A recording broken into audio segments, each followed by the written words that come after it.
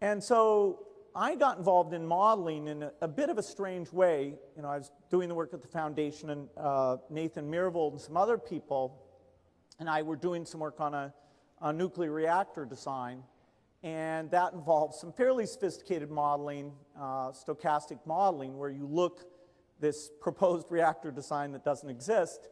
The way you decide if it works is a very complex model. Well, so, you know, as we were looking at this Monte Carlo stochastic modeling, we were talking about, well, couldn't the same approach be used for diseases? Couldn't we model all the different objects, the mosquitoes, the people, the transport of the people, the weather, and sort of look at not only what is going on with that disease, but what interventions would make what kind of difference. In particular, what type of interventions would cause a disease eradication, at least in that local area. And, you know, that's the most magic thing of all, if you can do eradication. There's only one human disease that's ever been done for. That was smallpox. It was done by 1977. No other human disease has been eradicated.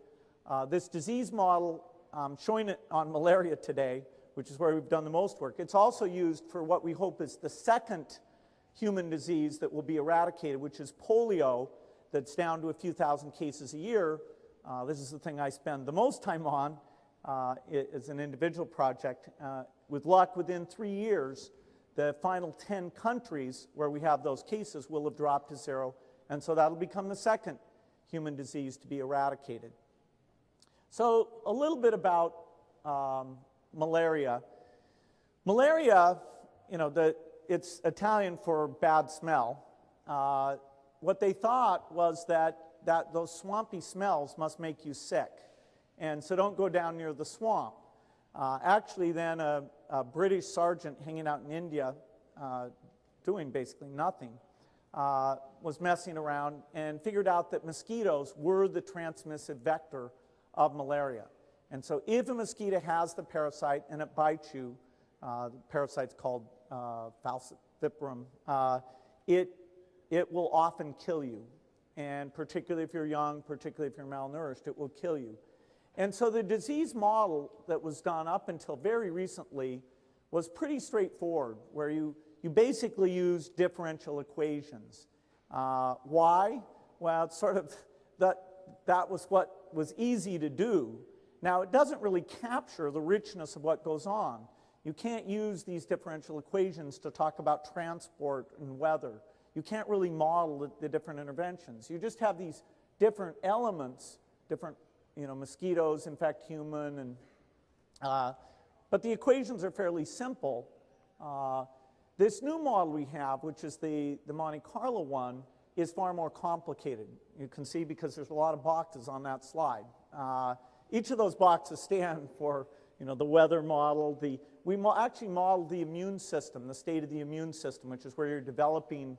Over time, if you're exposed to malaria enough, you become semi-immune, and that's because you generate certain types of antibodies. And we model all of this, both the vector life cycle and the interaction of the mosquitoes and the humans.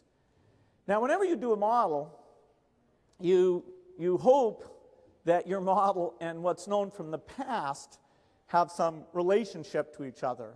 Those of you who look at climate models know that they sit and tune parameters like mad to try and match past weather records. And in their case, there's a lot of past weather records, but there's a lot of knobs on those models that, you know, how do clouds work, how does the ocean air boundary work, and eventually they tune them to get close.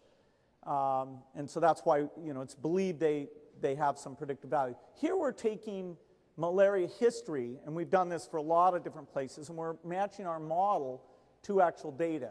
There was an effort in Nigeria in the 1970s to eradicate malaria by using lots of sprays and nets. I'll show you that it failed, but here's the Garki data is those green dots, and then the nice green line is what we get, which, you know, basically matches.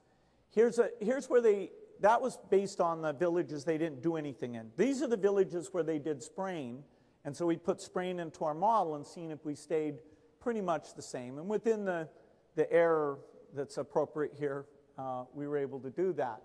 Now here, we took their most severe intervention where they were giving drugs, anti-malarial drugs, like mad to people, and we saw what they saw, which is that it failed. And this is so now I've shown, this is the final Garkey data point, something that was actually done. It was kind of a sad thing that it failed. Now there are people who said if you'd just stayed for another 3 years, you would have gotten it. If you'd done some other thing, you would have gotten it. But there were no models. Those were just guesses.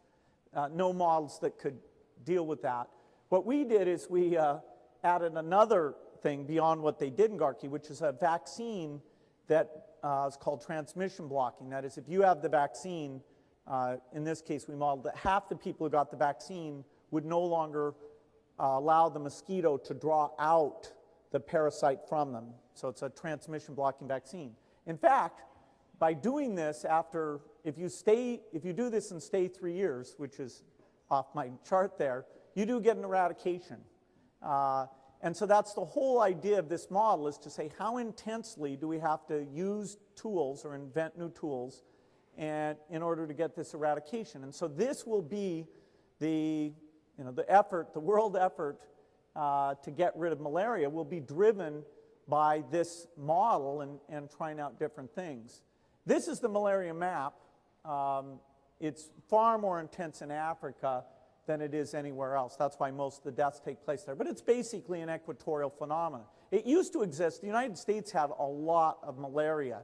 But the nice thing about the US is we have winters. And the combination of killing a lot of mosquitoes, particularly with DDT, because it's an incredible insecticide that its effects last for quite a while, and having a winter, was that we were able to do a complete eradication.